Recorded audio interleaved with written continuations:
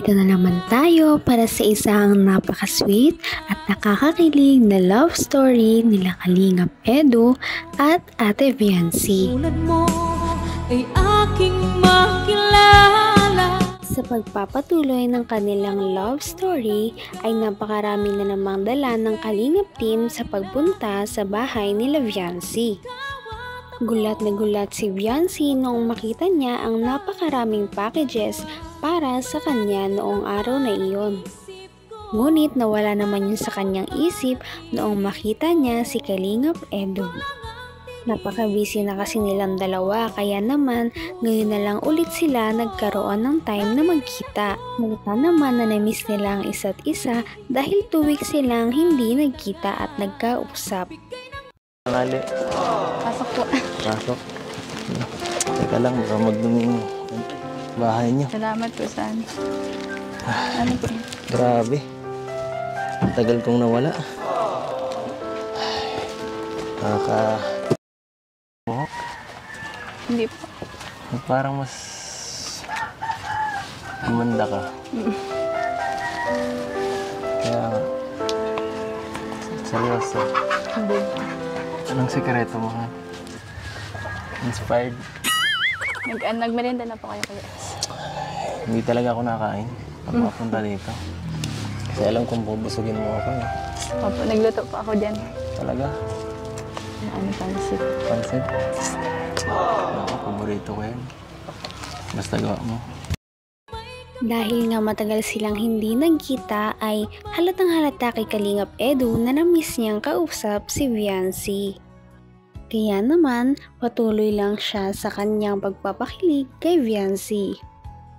Nagkamustahan lamang sila at pagkatapos nito ay isa-isa na nilang binuksan ang mga packages para sa kanilang dalawa. Makikita natin na napakarami nga nito, tanda na marami sa kanila sumusuporta at nagmamahal. Tingnan natin kung bagay sa'yo. Grabe.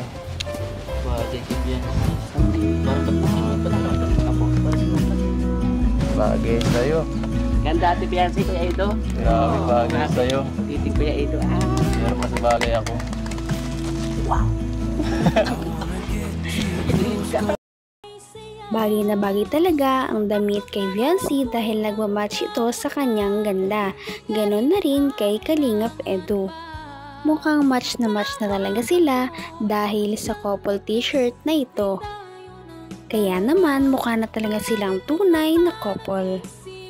Tila walang katapusan talaga ang mga regalo para kay Viancy at kay Kalingap Edu dahil marami talaga ang kanilang mga supporters na pinahahangan nila palagi. Nahihiya na nga si Viancy dahil para sa kanya ay sobra-sobra na ang mga kanyang natatanggap dahil hindi siya sanay na mabigyan ng mga ganitong bagay.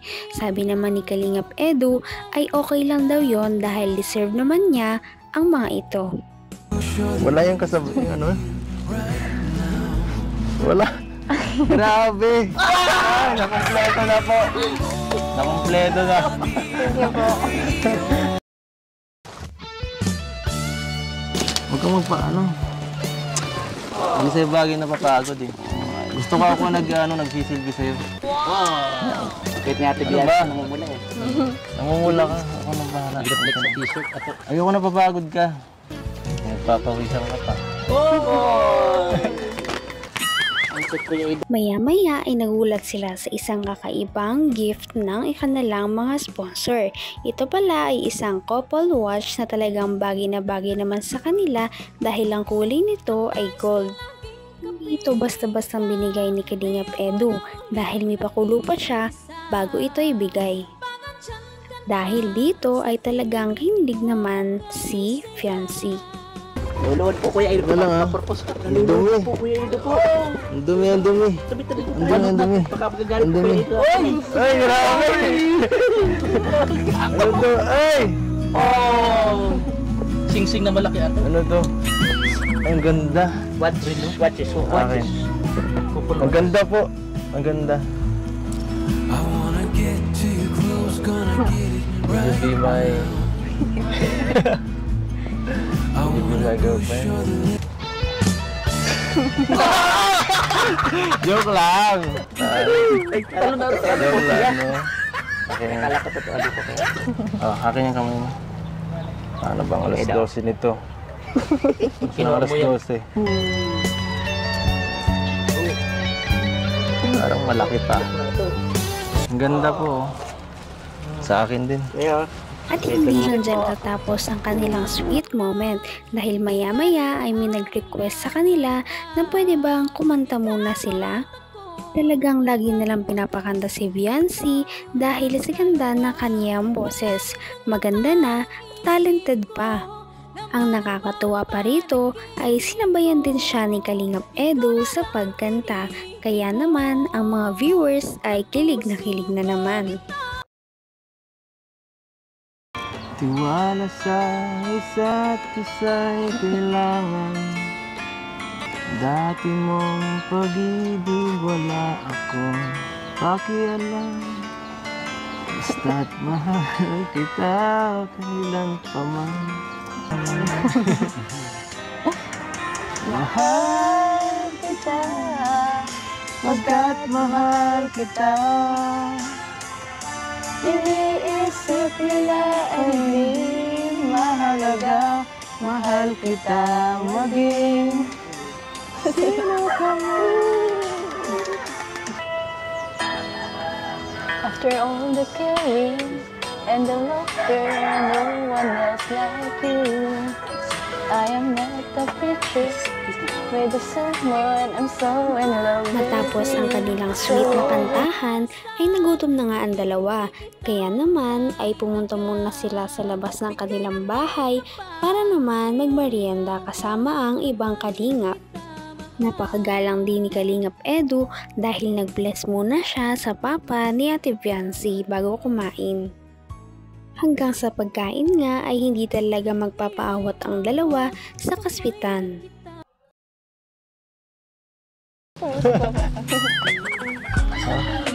Tikman mo ang luto mo, masarap to. Ito na.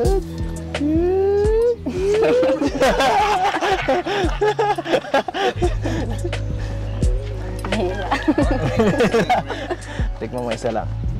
Sige, ano po.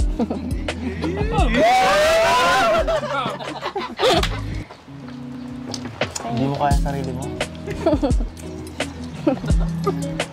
Matanda na po. Hindi ko pa matandaan.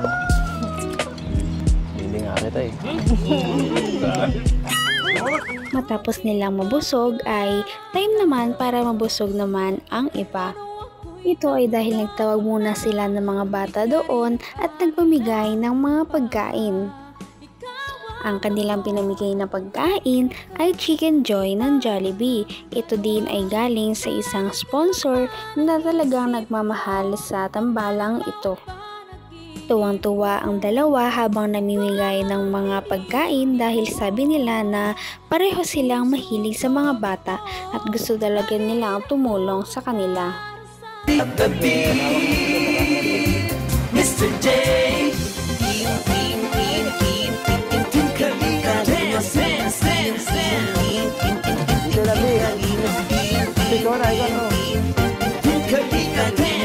Sa pakiramdam pag nagaganto po yun.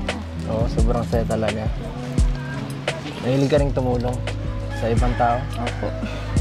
Pag alam ko pong ano talaga, kailangan pong tulungan. Kailangan mo akong tulungan.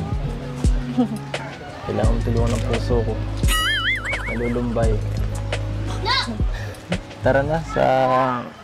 Hindi na sa bahay. Hindi ako na. Tuwang-tuwa talaga si Viancy ngayon na naranasan niya din na makatulong sa iba dahil palagi na lang siyang tinutulungan ng Kalingap team. Napakasaya din daw palang tumulong sa iba. Dahil sa pinapakitang ugali ni Viancy ay mas minamahal pa siya ng kanyang mga manonood. Mas dumadami pa ang kanyang mga supporters. Kaya naman dumadami din ang kanyang mga blessings na natatanggap.